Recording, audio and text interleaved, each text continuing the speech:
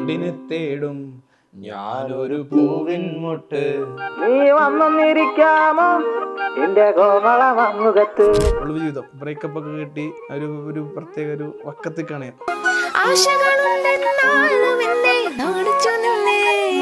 കുഞ്ചപ്പാടം കുന്നിച്ചെറുപുഴ കാടും മേടും പാണക്കുന്നും പെണ്ണെ പൊന്നെ നിന്നെ കാണാൻ താണ്ടി വരുന്നുണ്ടേ, ആ താണ്ടി വരുന്നുണ്ടേ. മഴയെ പോ കാറ്റേ പോ മഴയെ കാറ്റേ പോ. ഇതൊരു 3-4 ബ്രേക്കപ്പ് ആവുകയാണെങ്കിൽ വീണ്ടും വീണ്ടും ഞങ്ങൾക്ക് പാട്ടുകൾ ഇങ്ങനെ കിട്ടിക്കൊണ്ടിരിക്കില്ലേ, പാട്ടുകൾ ഇങ്ങനെ വന്നുകൊണ്ടിരിക്കും. പൂവാണ്, ഞാൻ പൂവിൻ മുട്ടാണ്, പൂവായിട്ടില്ല. അപ്പോൾ എൻ്റെ വണ്ട് എൻ്റെ പോയി, അടുത്ത പൂലിക്ക് പോയി, അങ്ങനെ പോവാണ്. രണ്ടാമത്തെ എൻ്റെ ലിറിക്സിലെ ഡബിൾ മീനിങ് ഇത് ഞാൻ തന്നെ ഇട്ടു. ഞാൻ അന്ന് ഭയങ്കര ഹാപ്പി. ഡബിൾ മീനിങ് ഒന്നായി നീന്തി. അതെ, പോപ്പുലർ ആയിട്ട് ആളെന്ന് പറയുമ്പോൾ ഞാനും പാടി. നിങ്ങളോടത്താണ് എനിക്ക് ഏറ്റവും വലിയ നന്ദി പറയാനുള്ളത്. നിങ്ങളെ വെച്ചിട്ടാണ് ഞാൻ ഒരു കണ്ടന്റ് ഉണ്ടാക്കിയത് തന്നെ. അതെ അതെ അതെ. വണ്ടിനെ തേടും ഞാനൊരു പൂവിൻ മുട്ട് വന്നിരിക്കാമോ എന്റെ കോമളമുഖത്ത്. ഭയങ്കര ക്യൂട്ടായിട്ട് തോന്നിയത്. ഒന്നൊന്നിരിക്കാമോ എന്റെ കോമളമുഖത്ത്. പ്രകാശ് കുഴഞ്ഞു വേണമെങ്കിൽ കുഴപ്പമില്ല, മുഖത്ത് തെളിക്കാൻ വെച്ചോ.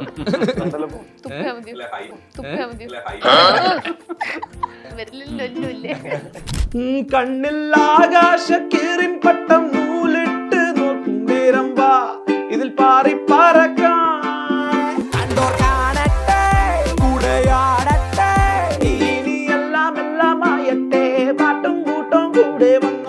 വണ്ടിനെ തേടും പാട്ടിന്റെ ടീമാണ് നമുക്കൊപ്പം ഉള്ളത്. നിങ്ങളുടെ മറ്റേ ഇൻട്രോ അല്ല, ആ ഇൻട്രോ അല്ല, മറ്റേ ഇൻട്രോ വേണ്ട. ഈ ഇൻട്രോ ഇങ്ങനെയാണ്, ഇവിടെ പിടിച്ചിട്ട് എടുക്കാൻ പറ്റുമോ നിങ്ങൾക്ക്?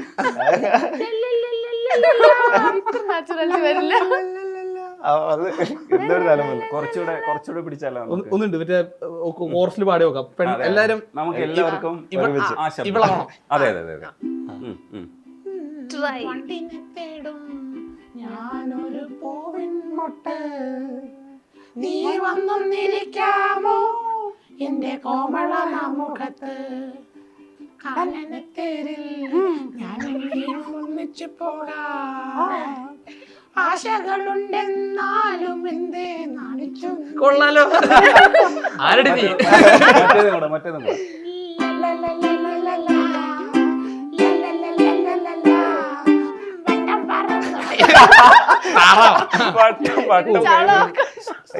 സ്ത്രീകളുടെ ജീവിതം ബുദ്ധിമുട്ടാന്ന് മനസ്സിലായി. അല്ല, ശരിക്കും ഇനി ആ പാട്ടെ ഒന്ന് പാടൂ.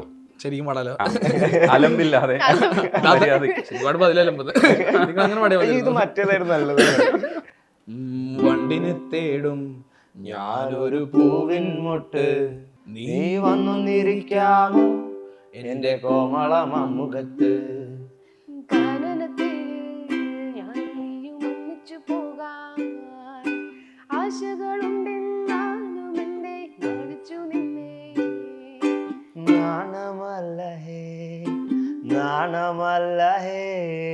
ഞാനൊരു പൂവിൻ മുട്ടല്ലേ എന്നെ പറിച്ചെടുക്കരുതേ. വണ്ടിനെ തേടും ഞാനൊരു പൂവിൻ മുട്ട്, നീ വന്നിരിക്കാമോ എന്റെ കോമള മുഖത്ത്. വട്ടം പറന്ന് പയ്യേ വന്നൻ തേന്നുകരാമോ, സുഗന്ധം കൊണ്ട് ഞാൻ നിനക്ക് സുഖം പകർന്നിടാം.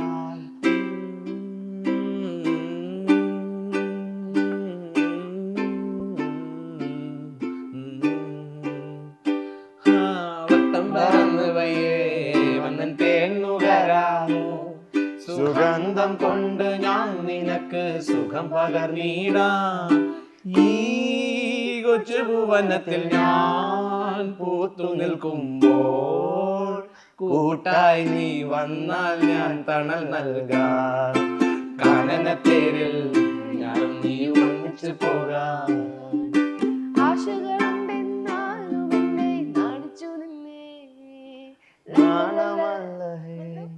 നാണമല്ലേ ഞാനൊരു പൂവിൻ മുട്ടല്ലേ എന്നെ പറിച്ചെടുക്കരുതേ.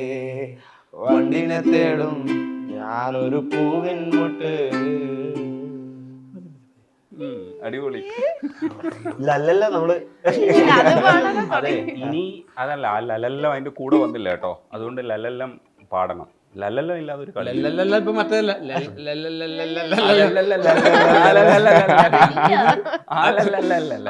എനിക്ക് മറ്റേതാണ്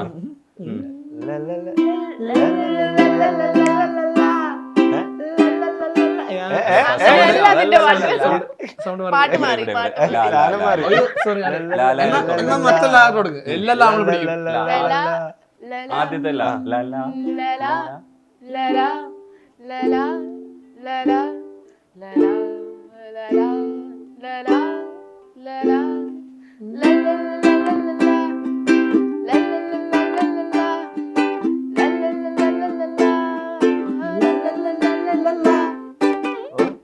അടിപൊളി.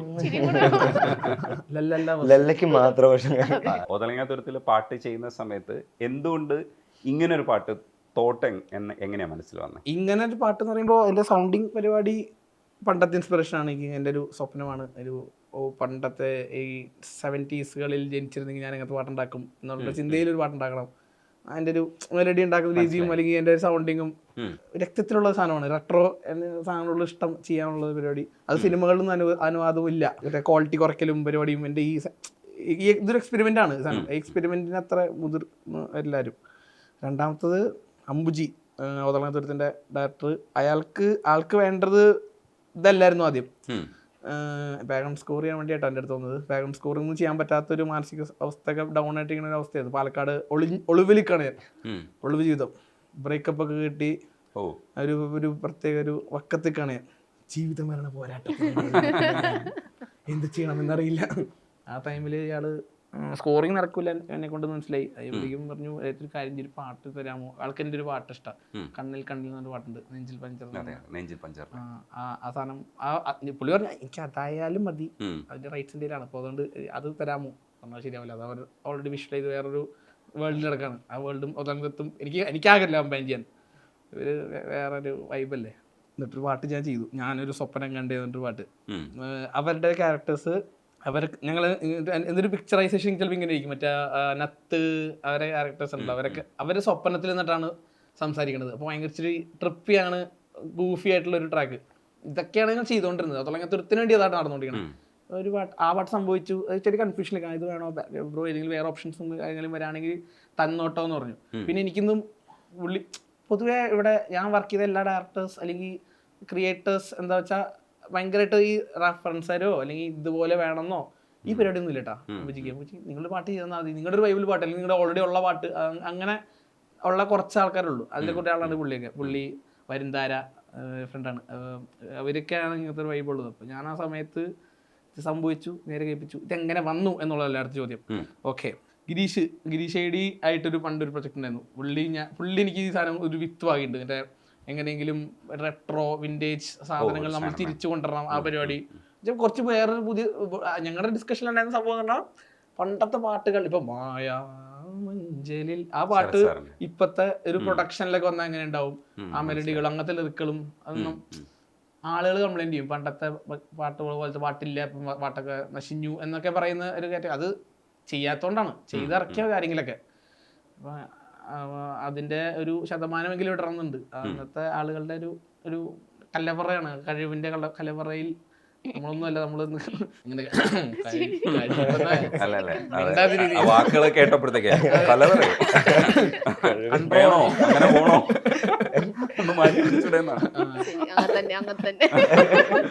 മറന്നുപോയി പറഞ്ഞു. അങ്ങനെ എന്നിട്ട് ലിറിക്സിൽ എങ്ങനെ എത്തിയത്? ലിറിക്സിൽ വണ്ടി തേടും ഞാനൊരു പൂവിന് മുട്ട് എന്ന് എനിക്കറിയാം. ഞാൻ ഇതിനെ തേടണമെന്ന് മനസ്സിലാക്കിയിട്ടാണ് ഞാൻ ആ റെക്കോർഡിങ് ചെയ്യാനുള്ള സ്ഥലത്തേക്ക് വന്നത്. ബേസിക്കലി പാലക്കാട് വിഷ്ണുദാസ് എന്ന് പറഞ്ഞ ആർട്ടിസ്റ്റ് ഉണ്ട്. സൈനയിലൊക്കെ ഒരു ട്രാക്ക് ഉണ്ട്, കോമാളി എന്ന ട്രാക്ക് ഉണ്ട്. അതിൻ്റെ മ്യൂസിക് പ്രൊഡ്യൂസറാണ് വിഷ്ണുദാസ് ദാസി. അപ്പോൾ അവൻ്റെ വീട്ടിലാണ് ഞാനൊരു മാസമായിട്ട് നിൽക്കുന്നത്. ഞാനിവിടെ നിന്ന് ഞാൻ ചിലപ്പോൾ സൂസൈഡ് ചെയ്യുന്നുള്ള ഒരു ഉറപ്പവന് കിട്ടിയപ്പോൾ കൂടെ വന്നു. ഞാൻ അത്ര ബാഡായിരുന്നു കേട്ടോ. ഞാൻ തമാശക പറയുകയാണെങ്കിൽ ഭയങ്കര ലൈഫിൽ ഭയങ്കര വൃത്തിയായിട്ട് സ്റ്റേജിൽ നിൽക്കണ സമയത്ത് എന്നെ സഹായിച്ച ആൾക്കാരാണ് വിഷ്ണുദാസ്, വിവേക് ലിയോ.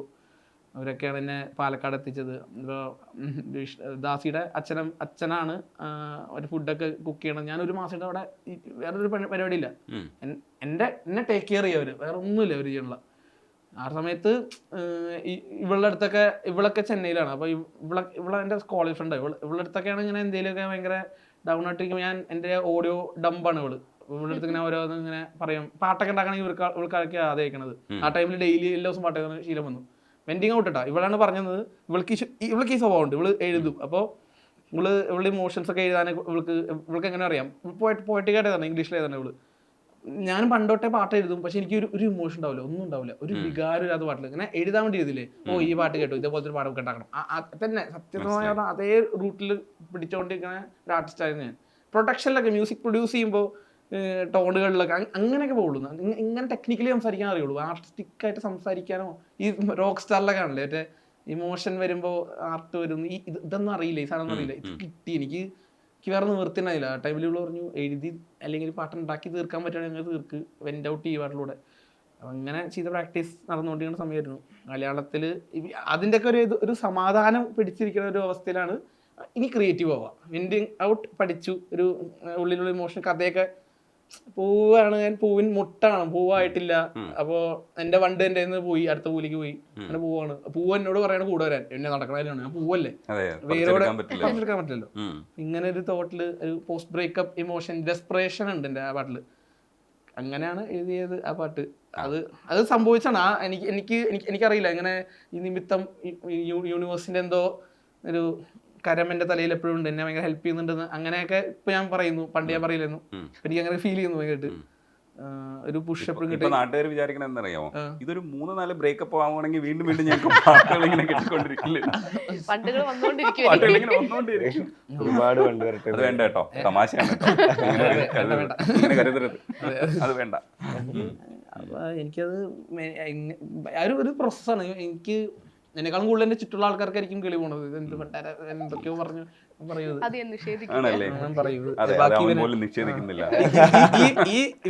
ഇവൻ അന്ന് പരിചയപ്പെട്ടു, അന്നൊരു 3 മണിക്കൂറിനുള്ളിൽ ഔട്ട് എടുത്ത് പാട്ടിന്റെ ഇവന്റെ സൈഡിൽ നിന്ന്. അഖിലേഷിന്റെ ശബ്ദം ഇത് തന്നെയായിരുന്നോ, അത് എങ്ങനെ ആക്കിയതാണോ?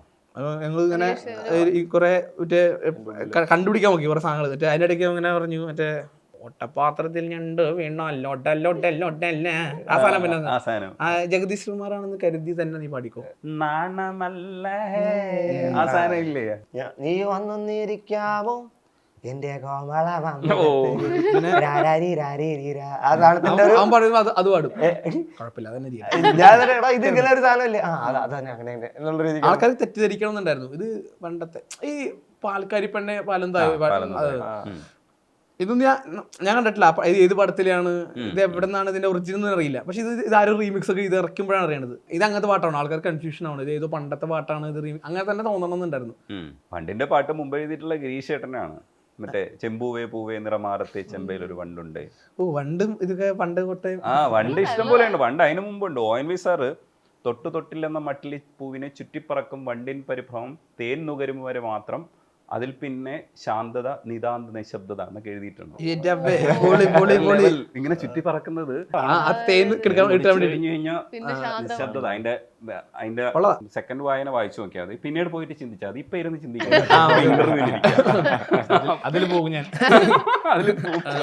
ഈ അഖിലേഷേ, ഇയാളെ കണ്ടുമുട്ടുന്നതിന് മുമ്പ് എന്തൊക്കെയായിരുന്നു പരിപാടി, പാട്ടും പരിപാടികളൊക്കെ? പാട്ട് ആക്ച്വലി ഞാൻ പാട്ട് പരിപാടിയിലേക്കല്ല കാലുകുത്തിയിരുന്നത്. കോളേജില് പാട്ട് കയറി പാടും. എനിക്ക് ഫോക്ക് കൈൻഡ് ഓഫ് സാധനങ്ങളും പാടാനും ഒക്കെ ഇഷ്ടമാണ്. ഞാൻ എല്ലാ സ്റ്റേജുകളും, പിന്നെ ഹോസ്റ്റൽ മുറികളിലെ പാട്ടുകാരനും കൂട്ടുകാർക്കിടയിലുള്ള പാട്ടുകാരനും അങ്ങനെ ഒരു രീതിയിലുണ്ടെന്നല്ലാതെ പാട്ട് പഠിച്ചു വരിക അങ്ങനൊരു പരിപാടി ഉണ്ടായിട്ടില്ല. അപ്പൊ എന്റെ ഒരു പഠിച്ചിട്ടില്ല. ഇല്ല. എന്റെ ഒരു ഫ്രണ്ട് ഉണ്ട്, വിഷ്ണുദാസി എന്ന് പറഞ്ഞിട്ട്. എന്റെ കോളേജിൽ ഞങ്ങൾ ഒരുമിച്ചായിരുന്നു.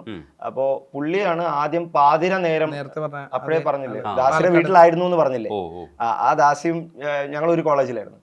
അപ്പോ ഞങ്ങളൊരു ഫോക്ക് സോങ് കോമ്പറ്റീഷൻ ഉണ്ടായിരുന്നു അവിടെ കോളേജിൽ. അപ്പോൾ അതിൽ ഞങ്ങൾക്കാണ് ഫസ്റ്റ് കിട്ടിയത്. ഞാൻ ചെയ്ത ഗ്രൂപ്പിനാണ് ഫസ്റ്റ് കിട്ടിയത്. അപ്പൊ ദാസി വേറെ ടീമാണ്. അപ്പൊ അങ്ങനെയാണ് ദാസി എന്നെ നോട്ടീസ് ചെയ്യുന്നത്. അങ്ങനെയാണെന്നാണ് അവൻ എന്നോട് പിന്നീട് പറഞ്ഞിട്ടുള്ളത്. അന്നത്തെ പാട്ടിന് ശേഷമാണ് ഞാൻ നിങ്ങളെ നോട്ടീസ് ചെയ്തത്. എന്നിട്ട് അതിനുശേഷം പാതിര നേരം എന്ന് പറഞ്ഞിട്ട് ഒരു പാട്ട് ചെയ്തിട്ടുണ്ട്, ഒരു ഇൻഡിപെൻഡൻസ് സോങ്, പാതിര നേരം പാതി വിളിച്ചു എന്ന് പറഞ്ഞിട്ട്. ആ പാട്ടിലൂടെയാണ് ആദ്യം ദാസി എൻ്റെ അടുത്ത് പാടാൻ പറ്റുമോ എന്ന് ചോദിക്കണം. അപ്പൊ ഞാൻ ഇതേ ചോദ്യമാണ് എന്നോട് ചോദിച്ചത്. ഞാൻ പാട്ടൊന്നും പഠിച്ചിട്ടില്ല, നീ എന്നെ തന്നെയാണോ വിളിക്കണേ എന്ന് പറഞ്ഞിട്ടാണ് അതിൽ ചേർന്ന്. അപ്പൊ ആ പാട്ട് കഴിഞ്ഞ് ആ പാട്ട് കുറച്ച് ഓഡിയൻസിന്റെ ഇടയിൽ നന്നായിട്ട് ആസ്വദിക്കപ്പെട്ടൊരു പാട്ടായിരുന്നു. അപ്പൊ അതിലൂടെയാണ് ഇവൻ പാതിര നേരം പാടിയ ആളാണെന്ന് അറിയാം. അല്ലാതെ ഞങ്ങൾ തമ്മിൽ നേരത്തെ പരിചയം അങ്ങനെയൊന്നും ഇല്ല. ഇഷ്ടപ്പെട്ടിരുന്ന സാധനമാണ്. തീർച്ചയായിട്ടും പാതി വെളിച്ചത്തോള കാണാൻ തൂതി പിറന്ന് തിളച്ച നെഞ്ചും പൊട്ടിയ കരളും കിഴക്ക് നോക്കി പാഞ്ഞു പറന്ന് കറുത്ത പൊന്നും ചൂടി വരുന്നൊരു കാട്ടാളക്കല അമ്പിളി കണ്ട് ആറ്റുവരമ്പിലൊറ്റാലിട്ടൊരു കള്ളിക്കൊക്കു ചിരിക്കണ കണ്ട് തുഞ്ചപ്പാടം കുന്നിച്ചെറുപുഴ കാടും മേടും പാണക്കുന്നും പെണ്ണെ പൊന്നെ നിന്നെ കാണാൻ താണ്ടി വരുന്നുണ്ടേ താണ്ടി വരുന്നുണ്ടേ. മഴയെ പോ കാറ്റേ പോ മഴയെ കാറ്റേ പോ പോ കന്നിക്കായലുലച്ചു മറിക്കണ ചുണ്ടൻ വള്ളത്തേറി പോ. മഴയെ പോ കാറ്റേ പോ മഴയെ കാറ്റേ പോ പോ കന്നിക്കായലുലച്ചു മറിക്കണ ചുണ്ടൻ വള്ളത്തേറി പോ. ആവോ ആവോ ആവോ പോ പോ മാടത്താരോ മാടി വിളിച്ചു മാടത്താരോ മാടി വിളിച്ചു മാടത്താരോ മാടി വിളിച്ചു പൊന്നോ പൊടിയോ പൊന്മാടി പാതി തുറന്നൊരു വാതിലിനരികെ നെഞ്ചു തുറന്നൊരു പെണ്ണാളെ മണ്ണു മണക്കണ മുറ്റം താണ്ടി പെണ്ണിൻ ധരിയണ വളകൾ താണ്ടി മാടി വിളിക്കണ മിഴികൾ താണ്ടി കോതി മിനുക്കിയ മുടിഴ താണ്ടി ചങ്കു തുറന്നൊരു നേരം പെണ്ണെ പാട്ടു മറന്നേ പോയി പോയി പോയി പോയി പോയി. മഴയെ പോ കാറ്റേ പോ മഴയെ കാറ്റേ പോ പോ കന്നിക്കായലുലച്ചു മറിക്കണ ചുണ്ടൻ വള്ളത്തേറി പോ. സൈക്കിൾ കൊണ്ടുപോകുന്ന ഒരു സംഭവം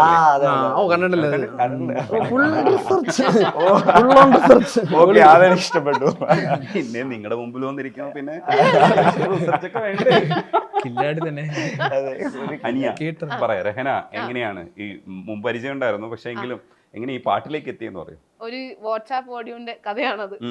ഇവര് ഫസ്റ്റ് മീറ്റ് ചെയ്ത് കഴിഞ്ഞ് അതിന്റെ ഔട്ട് ഇവൻ എനിക്ക് അയച്ചു തന്ന് പറഞ്ഞു നീ ഒന്ന് വെറുതെ ഞാൻ പറഞ്ഞില്ലേ എല്ലാ പാട്ടും നമുക്ക് അയച്ചു കൊടുക്കും.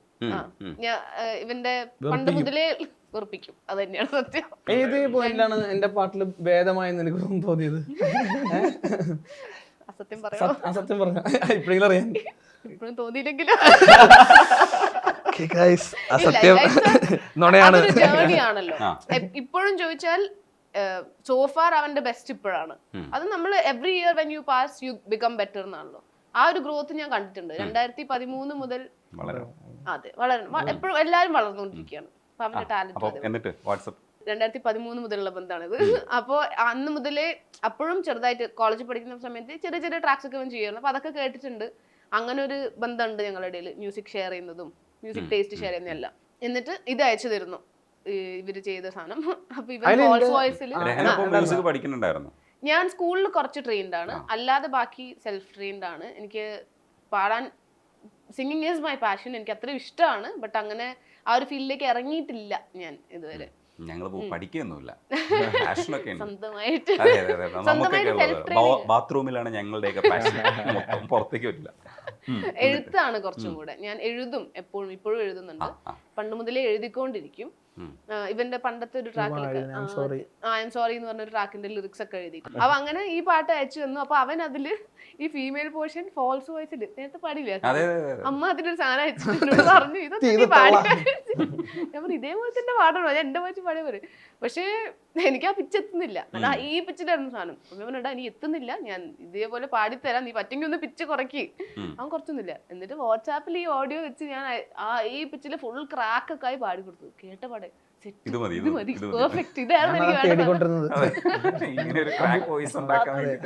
അതുവരെ എനിക്ക് തോന്നുന്നു എല്ലാ സിംഗേഴ്സിനും എല്ലാവർക്കും ഭംഗീകരിക്കുന്ന പരിപാടി ഉണ്ടായിരുന്നു.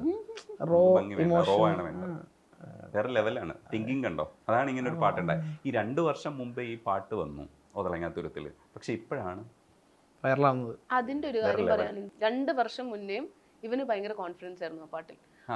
അന്ന് ഇത് റിലീസായ കാലം മുതലേ ഇവൻ ഇതിനെ മാർക്കറ്റ് ചെയ്യാനും പുഷ് ചെയ്യാനും ഒക്കെ ശ്രമിക്കുന്നുണ്ട്. Because he was very confident. ഇത് ഡിഫറെന്റ് ആയ ഒരു സാധനമാണ്, ആൾക്കാർ നോട്ടീസ് ചെയ്യുന്നവൻ അറിയാം. പക്ഷെ സമയം ഗ്യാപ്പ് കണ്ടു ഞാൻ. അതാണ് ജീനിയസ്. എന്നിട്ട് ഇതിപ്പോഴാണ് കയറി വന്നത്, അന്ന് കയറി വന്നില്ല. ഞാൻ എന്തൊക്കെ ഇത് കയറി വരുന്നതിന്റെ കാര്യം ഉണ്ടായിരുന്നു. ഒബ്സർവേഷൻ എന്താ വെച്ചാൽ എനിക്ക് മനസ്സിലായത്, ഈ ഒരു പാട്ട് ഇത് ഏത് ഇൻഡിപെൻഡന്റ് ആർട്ടിസ്റ്റ് ആണെങ്കിലും എനിക്ക് തോന്നുന്നത് അവർ ഒരു പാട്ട് ഇറക്കുക, അതിന് വളരെ അനുയോജ്യമായ ഒരു വിഷ്വൽ റീൽ സൃഷ്ടിക്കാൻ പറ്റുക. അത് സിനിമ പോലെ തന്നെ കാണണം. 15 സെക്കൻഡ് സിനിമയാണത്. അത് ആൾക്കാർ കണ്ട ലൈക്ക് അടിക്കാൻ തോന്നണം, കൂട്ടുകാർക്ക് അയക്കാൻ തോന്നണം, റീവാച്ച് ചെയ്യാൻ തോന്നണം. ഇത് മൂന്നുണ്ടെങ്കിൽ പാട്ടും അതിൻ്റെ കൂടെ കയറുകയാണ്. എനിക്ക് കിട്ടിയ ഗുണം എന്ന് പറഞ്ഞാണല്ലോ, അത് എൻ്റെ കൺട്രോളായിരുന്നില്ല. എന്ന് വെച്ചാൽ ഷാ എന്ന് പറഞ്ഞ ഒരാളൊക്കെ ഉണ്ട്. ഞാൻ എന്തൊക്കെ ചെയ്യുന്നത് പറയാം ഈ പ്രോസസ്സിന് കയറ്റാൻ വേണ്ടിയിട്ട്. ഞാൻ ജോഷ് എന്ന് പറഞ്ഞ ആപ്പിൽ ഞാൻ പെയ്ഡ് പ്രൊമോഷൻസ് എടുത്തിട്ടുണ്ട്, ചാലഞ്ച് എടുത്തിട്ടുണ്ട്, റീൽ ചാലഞ്ച് എടുത്തിട്ടുണ്ട്. അന്ന് ഈ പാട്ടൊന്നുമല്ല കേട്ടോ. ഒതളങ്ങത്തൂരത്ത് ഇറങ്ങിയതിൻ്റെ 4 മാസം കഴിഞ്ഞിട്ടാണ് ഞാൻ ഡിസ്ട്രിബ്യൂട്ട് ചെയ്യുന്നത്. വളരെ വൈകി. ആൾക്കാർ ആ ടൈമിൽ ചെറുതായിട്ട് ആഘോഷിച്ചു, ഒതളങ്ങത്തൂരത്ത് കാരണം ആഘോഷിച്ചു. പക്ഷേ അവർക്ക് സ്പോട്ടിഫൈയിലും ഒരിടത്ത് പാട്ടില്ല, റീൽ ചെയ്യാൻ പാട്ടില്ല, ഒന്നുമില്ല. 4 മാസം കഴിഞ്ഞിട്ട് ഇറക്കി കഴിയുമ്പോഴത്തേക്കും ഭയങ്കര ഒരു 1000-2000 വ്യൂസിൽ ഇങ്ങനെ കിടക്കുകയാണ് സംഭവം. അപ്പോൾ ആ ടൈമിൽ ജോഷ് ആപ്പിൽ കുറേ പേരെ കൊണ്ട് റീൽ ചാലഞ്ച് ഒക്കെ ഇപ്പിച്ചു. പക്ഷെ അതൊന്നും എനിക്ക് ഗുണം ചെയ്തില്ല. പിന്നെ എനിക്ക് ചെറിയൊരു ഐഡിയ ഉണ്ടായിരുന്നു എന്തൊക്കെ ടൈപ്പ്. എനിക്ക് ഈ പഴയ സാരിയൊക്കെ ഇട്ട് ഈ എസ്തെറ്റിക് ആയിട്ടുള്ള ഒരു കുറേ സ്ത്രീകൾ അവരെ ഭംഗി കാണിക്കാനും അവർക്ക് സാരിയൊക്കെ ഇട്ട് റീൽ ചെയ്യാൻ പറ്റിയ പാട്ട് ഇതെനിക്ക് മൈൻഡിലുണ്ട്. ഇത് സംഭവിക്കുന്ന ഉറപ്പായിരുന്നു. അതവർ സംഭവിച്ചു. പിന്നെ എനിക്ക് തോന്നി കുറച്ച് ട്രാവൽ സോങ് ആയിരിക്കും. പിന്നെ എനിക്ക് തോന്നി ഇതിൻ്റെ ഇന്നസെൻസ് ക്യൂട്ട് പരിപാടി ഉണ്ട്. ഈ ക്യൂട്ട് പരിപാടി കാണിക്കാൻ പറ്റുന്ന കുറേ പരിപാടികളിൽ ഇത് പോകാൻ സാധ്യതയുണ്ടായിരുന്നു. അപ്പോൾ ഞാനിത് നമുക്കിത് ഇതാവുന്നറിയാം. ഇത് വേണമെങ്കിൽ നമുക്കെന്നെ ക്രിയേറ്റും ചെയ്ത് ആ ഒരു ഫ്ലോ ഉണ്ടാക്കാം. എനിക്ക് കുറച്ചൊക്കെ പറ്റിയത്, വളരെ കുറച്ച് പറ്റിയുള്ളൂ. അതിലൊരാളാണ് ഷാ എന്ന് പറഞ്ഞ ഒരാൾ, ഒരു കോണ്ടന്റ് ക്രിയേറ്ററാണ്. അവനൊരു ഗോൾഡൻ അവറിൽ ഒരു കൊച്ച് അപ്പൂപ്പന്താടി ഊതുന്ന ഒരു റീൽ ഉണ്ടാക്കി. ആ സാധനം ആണ് ആദ്യം. പിന്നെ അവൻ്റെ സർക്കിളിൽ വീഡിയോ ഉണ്ടാക്കുന്ന കുറേ ആൾക്കാരുണ്ടായിരുന്നു. അതാണ് ഒരു സ്ട്രീം ഞാൻ കണ്ടത്. രണ്ടാമത്തെ ലിറിക്സിലെ ഡബിൾ മീനിങ് ഇത് ഞാൻ തന്നെ ഇട്ടു. കാരണം എനിക്ക് ഭയങ്കര ഷുവർ, ഞാൻ അന്ന് ഭയങ്കര ഹാപ്പി. വേർഡ് ബൈ വേർഡ് ഭയങ്കര സിമ്പിളായിട്ട് കാണുകയാണെങ്കിൽ നീ വന്നൊന്നിരിക്കാൻ എൻ്റെ കോമളമാവ മുഖത്ത് എന്ത് അർത്ഥം കണ്ടെത്താം എന്നുള്ള സാധനം വേറെ രീതിയിൽ കണ്ടെത്തി അതൊരു ഫ്ലേർട്ട് ചെയ്യാനുള്ള ഒരു അങ്ങനത്തെ ഒരു സാധനമായി. കപ്പിൾസിനിടയിൽ സംസാരിക്കാൻ പറ്റുന്ന ഒരു മറ്റേ അങ്ങനത്തെ ഫ്ലേർട്ട് ചെയ്യാനുള്ള സാധനം, അങ്ങനത്തെ സാധനം ഓപ്പൺ ആയി. എനിക്കറിയായിരുന്നു ഈ സംഭവം ഇതും വരും എന്നറിയായിരുന്നു. എന്നിട്ട് ഞാൻ ആദ്യത്തെ റീലൊക്കെ ആൾക്കാർ കമൻറ്റ് ഇട്ട് ഞാൻ പോസ്റ്റ് ചെയ്യും, എന്നിട്ട് റീൽ ഇട്ടുകൊണ്ടിരിക്കും. അപ്പോൾ ആൾക്കാർക്ക് ഇത് ശരിയാണല്ലോ, ഈ ക്രിയേറ്റർ അത് സമ്മതിക്കുന്നതോ അവർക്ക് കിട്ടുന്ന ആ ഹൈയിൽ ഇങ്ങനെ പോയി പാട്ട്. പക്ഷെ അത് കയറി വന്നാലുണ്ടല്ലോ, ഇത് ഈ ഞാൻ കിടന്ന് പഠിക്കണത് എല്ലാം ഒരു ഭയങ്കര ബേസിക് ആയിട്ടുള്ള ഒരു റീച്ച് വരെയാണ്. അത് കഴിഞ്ഞിട്ട് എന്റെ കൺട്രോളൊന്നുമല്ല, അത് പിന്നെ അങ്ങോട്ട് പോയി.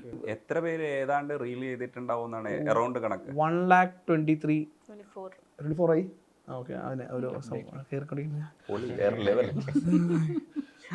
അത് ഇതെല്ലാം കണ്ടു തീർക്കാൻ പറ്റുമോ? ഞാൻ കൊറേ ഇരുന്നാണ്, ഞാൻ കമന്റ് ചെയ്യൂല. നീ ഭയങ്കര ഈ ആളുകളെ സ്നേഹം അടിച്ചിട്ടെ എൻ്റെ അടുത്ത് കൂട്ടുകാരൊക്കെ പറയും എന്തിനാണ് എല്ലാത്തും റിപ്ലൈ ഇല്ലേ, നീ ഇപ്പൊ അങ്ങനെ റിപ്ലൈ ചെയ്യരുത്, എല്ലാതും പോയി റിപ്ലൈ ചെയ്യും, എല്ലാതും പോയി മെസ്സേജ് ചെയ്യും. ഭയങ്കര സന്തോഷമായത്. എനിക്ക് സന്തോഷം വരാതിരിക്കാൻ സാധ്യതയൊക്കെ ഉണ്ടായിരുന്നു. ഞാൻ എനിക്ക് എൻ്റെ ഒരു സ്വഭാവം വെച്ച് ഞാൻ അടുത്ത പരിപാടി പിടിച്ചു പോകും. പക്ഷെ ഞാൻ നിൽക്കാന്ന് വിചാരിച്ചു, ഒന്ന് പീസ്ഫുൾ ആവാം, ഇതിനൊന്ന് ചെറിഷ് ചെയ്യാം, ഇത് വല്ലപ്പോഴും ലൈഫിൽ ഹെൽപ്പ് കിട്ടുള്ളൂ. ഇനി ഉണ്ടാക്കാൻ വേണ്ടിയിട്ട് ഈ മോട്ടിവേഷൻ വേണം, ഈ സ്നേഹം അറിയണമെന്ന്. അപ്പോൾ ഇനിയും എനിക്ക് കിട്ടും. ഇപ്പോഴും ഇതിന്റെ ഒരു ഓളം തീർന്നിട്ടില്ല, അതും പൊക്കോണ്ടിരിക്കുകയാണ്. ഇന്നലെ നശ്വര ബർത്ത്ഡേ ബർത്ത്ഡേക്ക് വേണ്ടിയിട്ട് ഇട്ടു വീണ്ടും. അങ്ങനെ ഓരോ ദിവസം ഓരോ പോപ്പുലർ ആയിട്ട് ആളുകൾ ഇപ്പോഴാണ് സെലിബ്രിറ്റി. പോപ്പുലർ ആയിട്ട് ആളെന്ന് പറയുമ്പോൾ ഞാനും പാടി. നിങ്ങളോടത്താണ് എനിക്ക് ഏറ്റവും വലിയ നന്ദി പറയാനുള്ളത്. നിങ്ങളെ വെച്ചിട്ടാണ് ഞാൻ ഒരു കണ്ടന്റ് ഉണ്ടാക്കിയത് തന്നെ. അത് എത്ര ഓടി? അത് 1.4 മില്യൺ. അടിപൊളി. അത് കുറച്ച് ഇറങ്ങുന്നുണ്ട്. അതേ ക്ലിപ്പ് തന്നെ തുടങ്ങിയ തുർത്തിനെയും കൊടുത്തു, അവര് ഉപയോഗിച്ചിട്ടുണ്ട്. നിങ്ങളും പോകണ്ട ഒരു സൈഡില്. ഞാനും പോട്ടെ നിങ്ങളുടെ കൂട്ടത്തിൽ, ഈ കൂട്ടത്തിൽ എനിക്കും ഇരിക്കട്ടെ. വാഴ നനയാൻ പറ്റി. അല്ല, സ്പെസിഫിക് ആയിട്ട് ആ വേർഡുകൾ എടുത്ത് പറഞ്ഞ ഇയാൾ ക്രിയേറ്റ് ചെയ്യുന്ന സമയത്ത് ഇയാളുടെ ഉള്ളിൽ ഒരിക്കൽ കൂടെ അത് കാണിക്കുമോ ഞങ്ങൾക്ക് വേണ്ടി? വണ്ടിനെ തീടും ഞാനൊരു പൂവിന് വിട്ടു വന്നു. നിങ്ങൾ ഇങ്ങനെ കാണിക്കും, അത് അടിപൊളി. അങ്ങനെ ക്യൂട്ടായിട്ട് തോന്നിയത്. ഒന്നൊന്നിരിക്കാമോ എന്റെ കോമളമാവത്ത് രജത് പ്രകാശ്.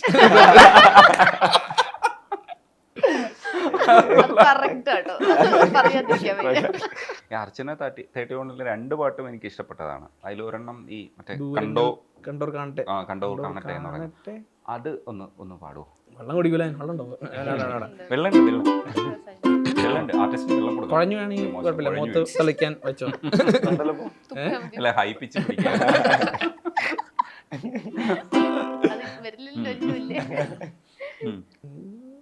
ധന്യ ചേച്ചാ ചെയ്തിട്ടോ, ധന്യ സുരേഷ്. Thank you. കണ്ണേറാണേൽ എന്താ കണ്ണീരാണേൽ വേണ്ട, തന്നെത്താനെ നിന്നോളല്ലേ നീ. അയ്യോ പാവം വേണ്ട വല്ലാതീനം വേണ്ട, ഇനി മേളം കൊട്ടിപ്പാടാം ആഘോഷം. മേലെ പായുന്ന മിന്നൽ പെണ്ണിൻ കൂടെ കൂത്താടാൻ മുള്ളിൻ താഴെല്ലാം പോയപ്പോ വേണം. ഇതാണ് പ്രശ്നം, ഭയങ്കര കണ്ണിൽ ആകാശക്കീറിൻ പട്ടം നൂലിട്ട് നോക്കും നേരം വാ, ഇതിൽ പാറി പറക്കാം. കണ്ടോർ കാണട്ടെ കൂടെ ആടട്ടെ,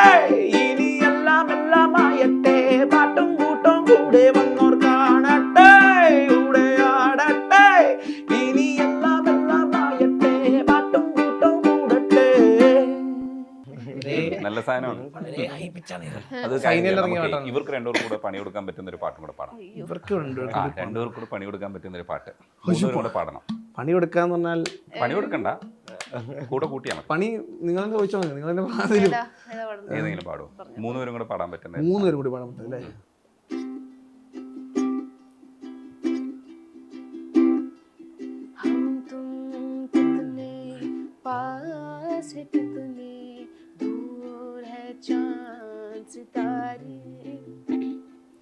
सच पूछो तो मन को झूठे लगते हैं ये सारे, मगर सच्चे लगते हैं ये धरती, ये नदियाँ, ये रहना और तुम ബ്രില്യൻസാ രഹനാർത്ഥം अच्छे लगते हैं ये धरती, ये नदियाँ, ये रहना और तुम.